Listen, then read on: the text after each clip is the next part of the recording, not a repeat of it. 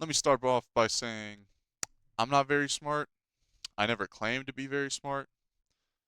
But what I will say is that I think I'm good at understanding a wide array of things and a wide array of people. I think that you can be too, actually. And so today, we're going to be expanding upon something I mentioned in my last video, which is that I have, quote unquote, conquered philosophy. So today, we're going to be conquering philosophy. And really just, one way to think of it is conquering thought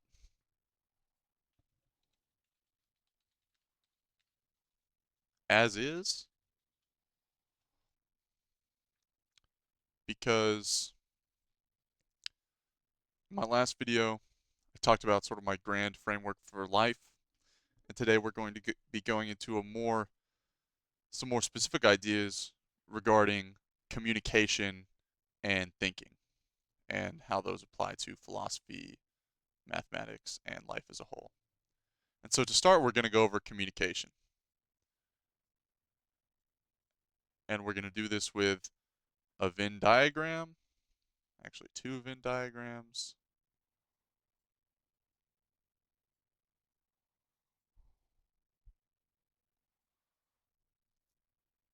and a little like conversation.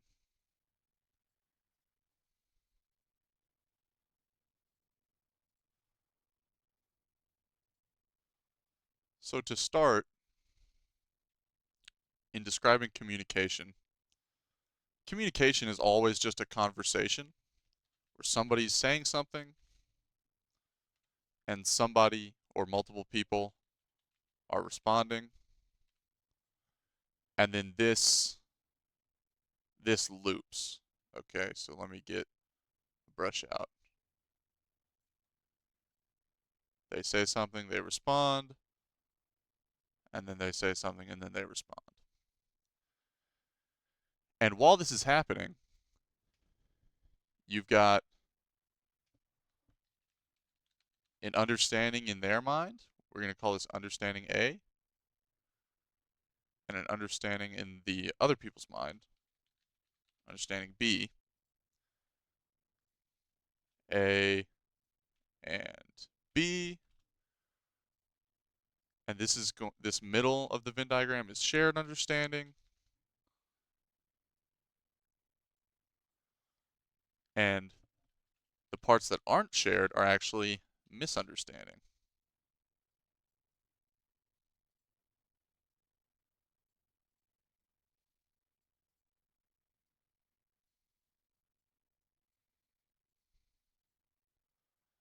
And obviously we want more shared understanding and we want less misunderstanding. Shared understanding good, misunderstanding very bad, red. And as we iterate through this cycle, the shared understanding grows and the misunderstanding shrinks. And the mechanism through which that can actually grow and shrink is actually logic, the second thing we're going to be happening today. We're going to be talking about today. And before we move on to logic, the key takeaways from this are just to remember that A and B never fully overlap. And if we remember our inner world, outer world framework, you can never forget that you're trapped in your inner world and that whoever you're talking with is in the outer world, and that you're never going to truly know what they're thinking, but you can just get a good idea. And the reason that's important is because so much of communication relies upon you being aware of the fact that you might not get what they really mean. You got to remember that A and B are never the same thing. They're always distinct entities, right? But as you continue the conversation, you can just get A and B to move closer to each other. The circles can get closer, but they're never literally going to be the same circle. And I think a lot of the time, people make the mistake of assuming that they actually know what the other person means when they don't. Even when it seems obvious, you can easily be misunderstanding someone. And the way to grow in this shared understanding is to apply logic, which is the only other thing you need. And logic always just boils down to if something is true or not true. Meaning, is it really the case? You know, thing. Is this thing really out there in the shared outer world? Or is it not?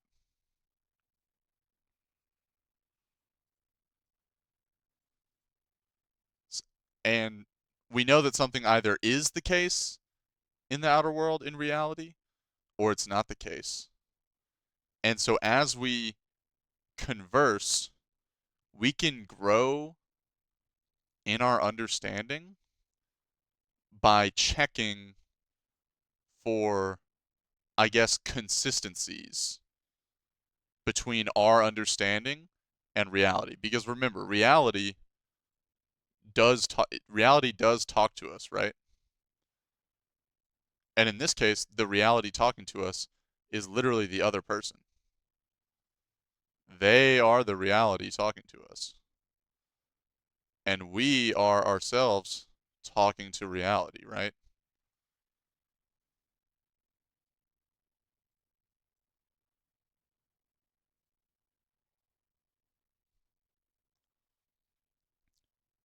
And so when you have a conversation and whenever you're trying to understand something, you basically just say things and ask. It's not always literally going to be true or false, but you're like, oh, okay, so it would be true that blank.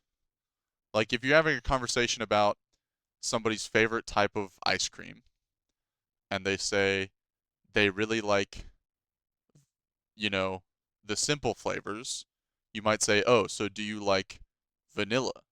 Or do you like, so you like vanilla and chocolate? And they would be like, yeah.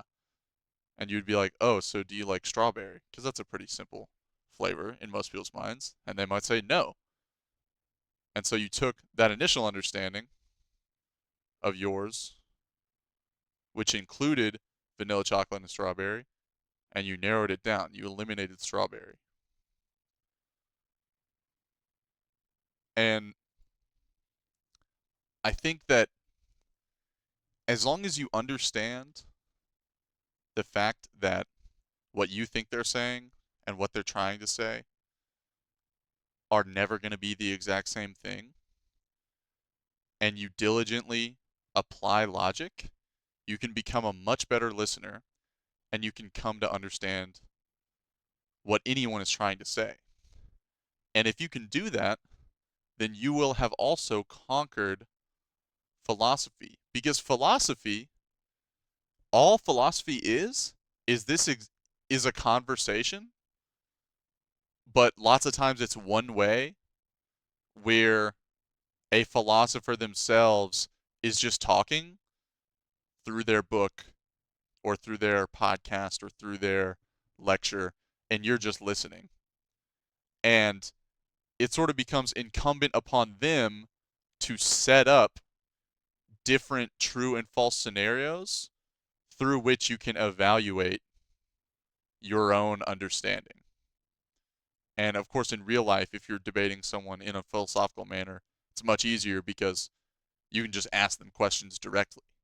But if it's just a book, for example, then the book will need to be well written so that you can take just what you're hearing them say and translate it to any idea of something in reality. Because if we remember our inner world outer world model, philosophy is always just going to be a model of the outer world. And that's all the philosopher is doing is they're constructing a model and then they're presenting it to you and you can evaluate it. And you might think, isn't that science? Well, science used to actually be called natural philosophy. So kind of yes. But the thing that distinguishes philosophy per se and science per se is the focus. Science is more about a method, where the philosophy of science is an empirical philosophy. They're saying, okay, we're going to treat our senses and our inputs from the outer world that can be commonly shared and agreed upon in most cases, like things we see, things we touch, etc. And we're going to treat those as, representative of true reality. And we're going to try to figure things out through a process of careful observation.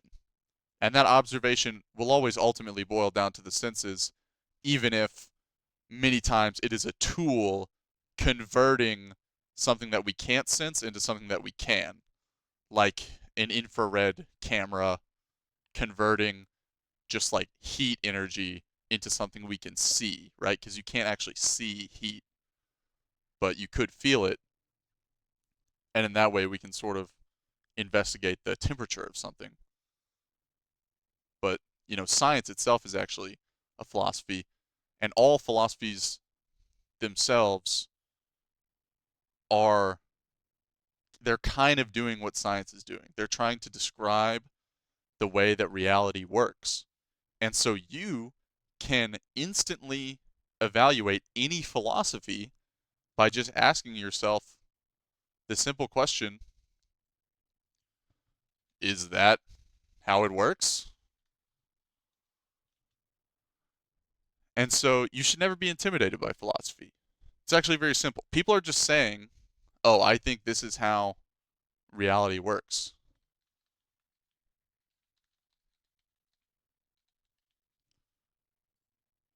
And then you can say, okay, so does it work like this? Do you mean this? And if you're not really getting someone's philosophy, there's two possibilities of something that's happening. Either I'm going to draw a little table here because I love tables. Either you're not logically getting it. The only two possibilities are that it just doesn't make sense. So I guess there's actually three possibilities. No, okay. It might be four. So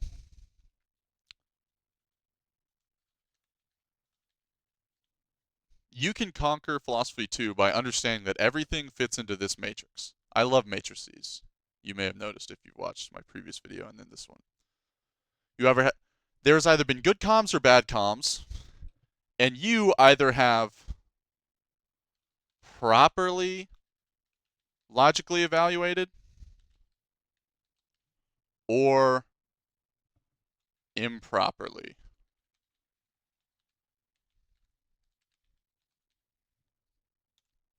And if you have good comms and you've properly logically evaluated the ideas, then whatever you think is probably true. You're probably right about whatever you think.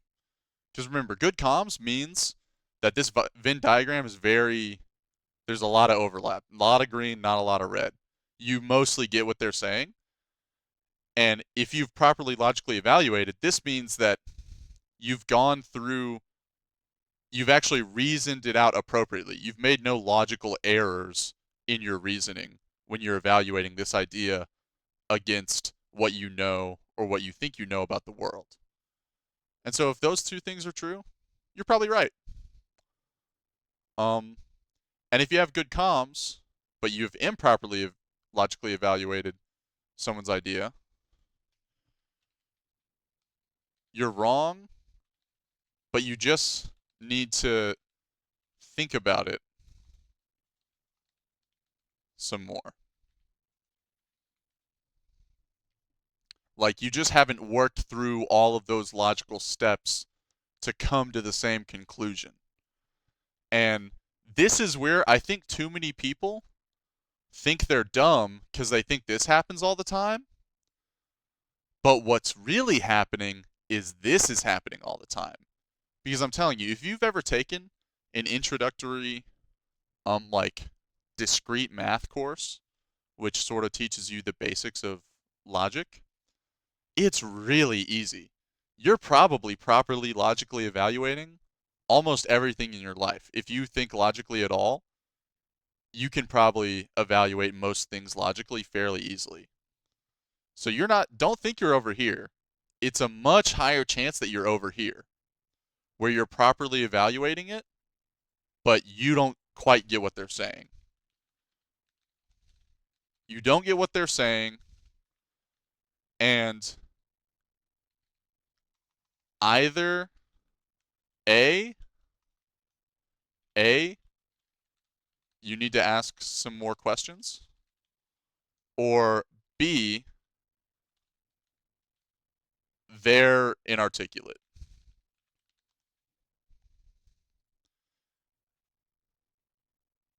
So if something doesn't make sense, it's because you don't get what they're saying. And okay, here's another thing. We're going to add some more colors here as well. This is the land of things making sense, just by the way. The blue means you're understanding things and the conversation makes sense to you. And we're going to say the yellow means that things don't make sense. And in this region of things not making sense on the matrix, it doesn't make sense because you just don't get what they're trying to say. So either you need to ask more questions or they need to be more articulate in explaining themselves. And then in the third region, I'm just going to say boldly, this doesn't happen. This doesn't happen.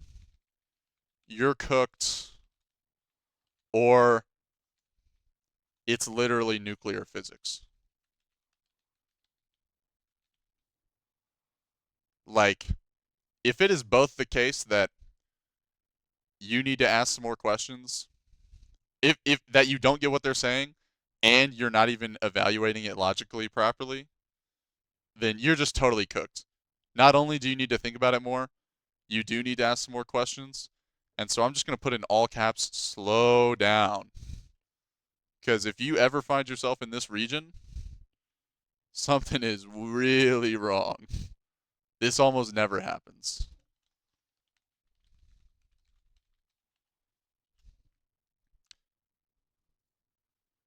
And to add just some more context, I'd say this is 90% of the time.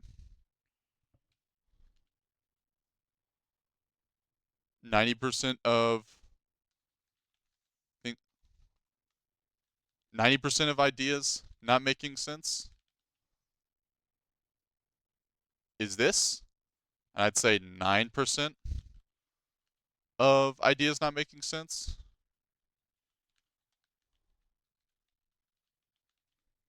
At least for me. Maybe I'm like good at logic or whatever, but I don't think that's the case. And this is probably 1% of stuff not making sense. And just remember that this is probably what's going on, and you just got to narrow down this Venn diagram. And if you do that, you can understand anything. Don't ever be intimidated by some sort of philosophical idea, because it always boils down to something simple. Like, I forgot who said it, but, someone who actually understands something really well in science or in philosophy, they can explain it in like 5 sentences. Because every idea, remember, they're just saying something about the world, right? They're just saying this is just their model of the world. and they're just saying something about it, whatever that might be.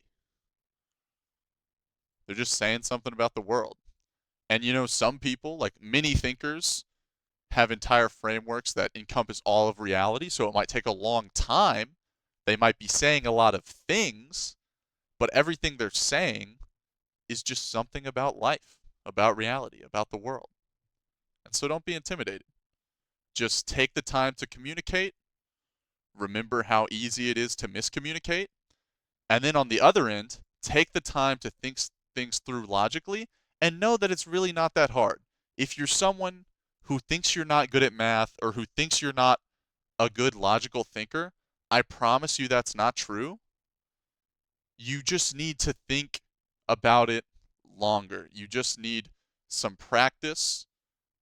You just need to grow that mental muscle, because another thing we can talk about is the fact that everyone can have good comms, because good comms just takes pure, it's just listening, and it doesn't necessarily take anything special, and everyone can properly logically evaluate something, and so everyone can do both of these things, but for some people it just takes more time.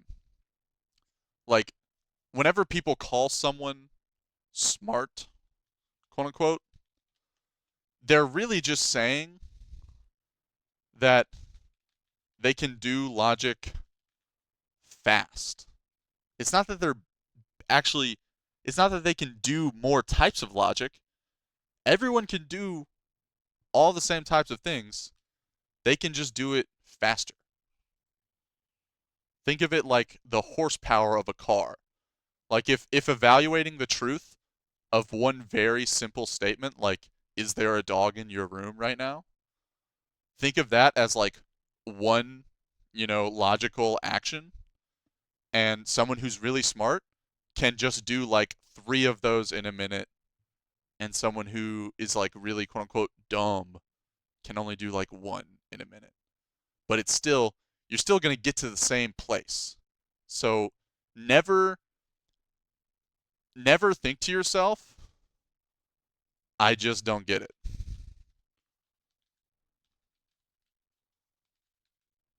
That is always not true. We're going to draw a big X over that. A big red X. No. You can understand. You will understand. It just takes time, and it takes time to reason through the logic, and it takes some good listening skills and some good articulation to communicate.